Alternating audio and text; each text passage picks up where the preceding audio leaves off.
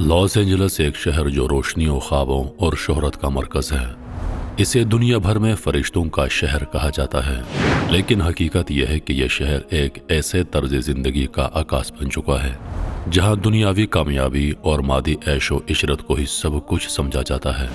ایسا محسوس ہوتا ہے جیسے یہ شہر اپنے آپ کو اس زمین کا خدا سمجھ بیٹھا ہو۔ یہاں کے باشندے اپنی کامیابیوں، دولت اور طاقت پر نازاں ہیں۔ فلمی دنیا کے جگمگاتے ستارے، آسمان چھوتی عمارتیں اور لگژری زندگی کے خواب دیکھنے والے لوگ اس بات پر یقین رکھتے ہیں کہ ان کا ہر خواب خود ان کے ہاتھوں کی بدولت پورا ہوا ہے۔ یہاں خدا کا ذکر ایک فراموش شدہ حقیقت بن چکا تھا۔ یہی نہیں بلکہ ایک تقریب میں جہاں دنیا کے مشہور فلمی ستارے، سیاستدان اور معزز شخصیات جمع تھیں، وہاں ایک میزبان نے کھلے الفاظ میں یہ کہہ دیا کہ خدا کا کسی نے شکریہ ادا نہیں کیا، کیونکہ اس شہر کو خدا کی ضرورت نہیں۔ اس اعلان پر پورا حال خوشی اور فخر سے گونج اٹھا۔ ایک لمحے کے لیے ایسا لگا جیسے یہ شہر اپنی کامیابی پر مہر تصدیق ثبت کر رہا ہو، جیسے خدا کا انکار اس شہر کے مزاج کا حصہ بن گیا ہو۔ مگر تاریخ نے ہمیشہ یہ سبق دیا ہے کہ جب انسان اپنے خالق کو بھول جائے تو قدرت اسے اپنے وجود کا احساس دلانے کا راستہ خود تلاش کرتی ہے۔ اللہ تعالیٰ کی زمین پر ہم سب انسانوں کا گھر ہے۔ تمام انسانیت حضرت آدم علیہ السلام اور حضرت حوا علیہ السلام کی اولاد ہے۔ آج کل یہ اولاد زمین پر 8 ارب کی تعداد میں موجود ہے۔ امریکہ کے شہر لاس اینجلس میں انسانوں کی تعداد 38 لاکھ سے زیادہ ہے، اور یہ تمام افراد آج کل ایک شدید آزمائش کا شکار ہیں۔ یہ آزمائش آگ کے ایک شدید طوفان کی صورت میں ہے۔ جس دن اس طوفان کا آغاز ہوا اس سے 2 دن پہلے ہالی ووڈ میں فلمی ستاروں کی ایک تقریب تھی۔ اس تقریب کا جب اختتام ہوا تو تقریب کے میزبان کی جانب سے کہا گیا کہ جس کو جو عزت یہاں آ کر ملی ہے، اس عزت افزائی کے پیچھے کون ہے، اس کا شکریہ ادا کریں۔ ہر ایک نے کسی نہ کسی شخص کا شکریہ ادا کیا اور پھر کہا گیا کہ خدا کا کسی نے شکریہ ادا نہیں کیا، لہٰذا لاس اینجلس بے خدا شہر ہے۔ اس پر سب نے خوشی کا اظہار کیا اور گھروں کو چلتے بنے۔ انہیں 2 دن کی مہلت ملی، مگر اس مہلت سے کسی نے فائدہ نہ اٹھایا۔ جب طوفان کا آغاز ہوا تو آغاز میں یہی لوگ اپنے چلتے محلات سے بھاگے۔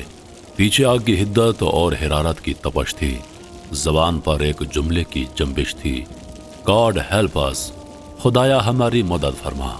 یہ جملہ ادا کرتے ہوئے نگاہ آسمان کی جانب اٹھتی تو آسمان سرخ تھا، دن کو سورج غائب تھا تو رات کو ستارے غائب تھے۔ آسمان پر آگ کی سرخی تو زمین تپش اور کالے دھوئے میں لپٹی ہوئی تھی۔ لوگ اربوں روپے مالیت کے محلات چھوڑ کر بھاگ رہے تھے۔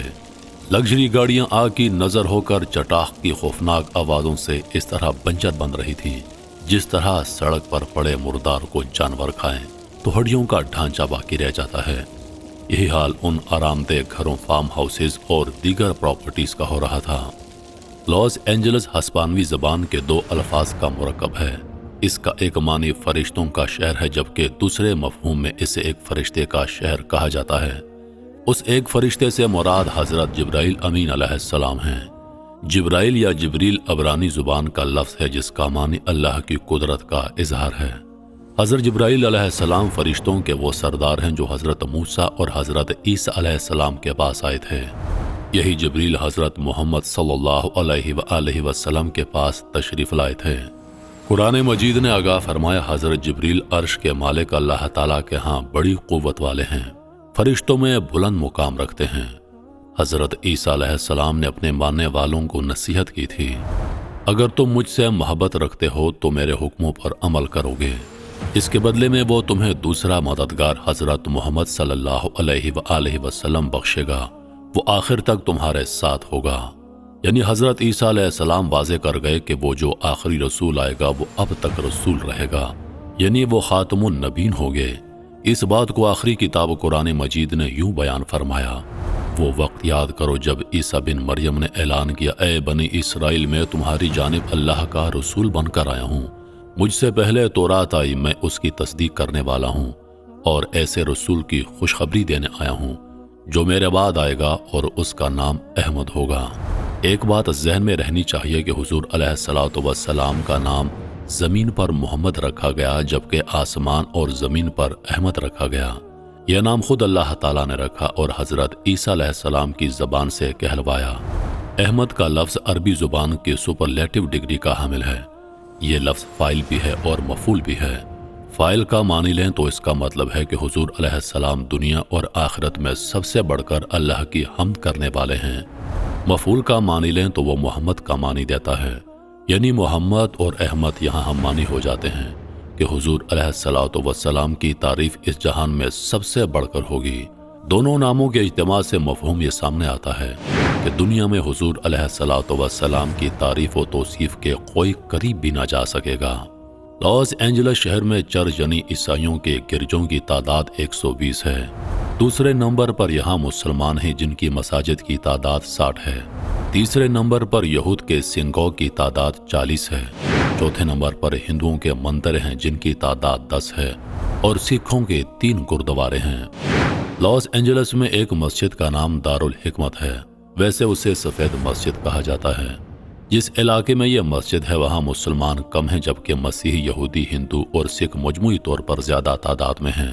سفید مسجد کے امام عبد المالک نے اس وقت لاؤڈ سپیکر کھول کر اللہ کے سامنے رو رو کر دعائیں اور التجائیں شروع کر دیں جب آگ کا طوفان ان کے علاقے میں مسجد کے قریب تک آ گیا تھا۔ لوگ اپنے گھروں سے نکل کر مسجد میں آنے لگے۔ آگ بجھانے والا فائر ورکر جیک بھی وہاں موجود تھا۔ سب نے یہ منظر اپنی آنکھوں سے دیکھا کہ آگ مسجد سے کچھ فاصلے پر ٹھہر گئی اور ساری آبادی بچ گئی۔ ایڈین نامی خاتون نے اس موقع پر اسلام قبول کر لیا۔ جیک نے بھی کلمہ پڑھ لیا۔ اب سینکڑوں ہزاروں لوگ مسجد میں آ جا رہے ہیں۔ بہت سارے اسلام قبول کر رہے ہیں۔ ہماری دعا ہے کہ اللہ تعالیٰ لاس اینجلس کے واسیوں کو محفوظ فرمائے، اس آزمائش سے انہیں نجات عطا فرمائے۔ ہالی ووڈ کے ایک اداکار نے اہل غزہ کے بارے میں انتہائی سنگ دلانہ بیان دیا تھا کہ غزہ کو تباہ کیے بغیر نیتن یاہو کو پیچھے نہیں ہٹنا چاہیے۔ آج وہی اداکار اپنا گھر جلنے کے بعد ٹی وی پر بچوں کی طرح بلک بلک کر رو رہا تھا۔ ہمیں نہیں بھولنا چاہیے کہ چند ماہ پہلے اسی شہر میں ہالی ووڈ کے ایک ممتاز اداکار کو آسکر ایوارڈ سے نوازا گیا تو اس نے 5 منٹ تک غزہ کی مظلوم بچی کی مظلومیت کو بیان کیا اور غمزدہ آواز کے ساتھ اپنی تقریر کو ختم کیا۔ امریکہ میں بہت سے لوگ غزہ کے لوگوں کے حق میں ہیں اور انہوں نے اہل اسلام سے بڑھ کر احتجاج کیا ہے۔ لہٰذا جو لوگ لاس اینجلس کی آگ کو عذاب کہہ رہے ہیں وہ قرآن و حدیث کی روشنی میں محل نظر ہیں۔ درست بات یہ ہے کہ یہ ایک آزمائش اور امتحان کا وقت ہے۔ لاس اینجلس کے سارے لوگ جس میں مسیحی، مسلم، یہودی، ہندو، سکھ سب شامل ہیں اس امتحان سے دوچار ہیں۔ اب سب کو اپنا اپنا جائزہ لینا چاہیے۔ فحاشی کے مراکز، جوا، سود، ظلم سب کے ہاں یہ گناہ اور پاپ موجود ہیں۔ یہ توبہ اور اللہ کی جانب رجوع کا وقت ہے۔ لاس اینجلس کی جلتی ہوئی سرزمین، راکھ میں بدلتے محلات اور خوف و ہراس میں گھرے لوگوں کی بے بسی ہمیں ایک بہت بڑا سبق دیتی ہے۔ یہ واقعہ یاد دلاتا ہے کہ انسان خواہ کتنا ہی طاقتور، خود مختار اور کامیاب کیوں نہ ہو، اصل اختیار ہمیشہ اس ذات کے ہاتھ میں ہے جو اس پوری کائنات کا مالک ہے۔ وہ خالق جسے ہم بھول جاتے ہیں مگر جو ہمیں کبھی فراموش نہیں کرتا۔ یہ آفت صرف آگ کا طوفان نہیں تھی بلکہ ایک یاد دہانی تھی کہ مادی کامیابیاں انسان کو سکون اور حفاظت فراہم نہیں کر سکتی۔